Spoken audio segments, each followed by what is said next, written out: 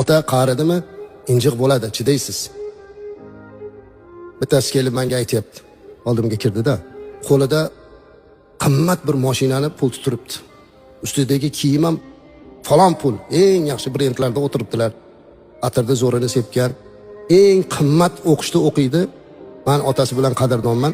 Kirib menga aytayaptiki, "Domla deydilar, otamga nasihat qilib qo'ying." Ha, nimaga nasihat qilaman? Juda injiq bo'lib ketdi. O'tirsak, o'poq tursak, so'poq, men bilan ham, xotinim bilan ham hammaga baqirgan, chaqirgan, shunaqa injiq gap ko'tarmaydi, shunaqa bo'lib ketdi. Siqilib ketyapman. Ha, men aytdimki, bu mashinani o'zingiz oldingizmi? Yo, otangiz olib berdimi? Ha, otam olib berdi. O'qishingizga kontraktingizni kim to'layapti? Ha, otam to'layapti. Qo'lingga shuncha qimmat mashinani pultini berib, ustingni kiydirib, o'qishda o'qitib qo'ygan otangni ozgina keksaligini qabul qilasan-da, nomard. Men aytdimki, nima qilyapti? Siz ovqat yeyotganda quchog'ingizga o'tirib, hatto quchog'ingizda taholatini sindirib yuboryaptimi? Ha, yo'q, unaqa emas. Lekin siz shunaqa qilgan edingiz yoshligingizda.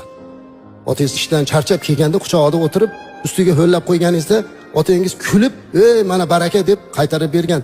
Biror bir odamga kelib bolamga nasihat qilib qo'ying demaganlar. Endi keksayganda shunaqa bo'lib qoladi. Ha, ota, ona keksayganda yosh boladek bo'lib qolar ekan, sabr qilasiz.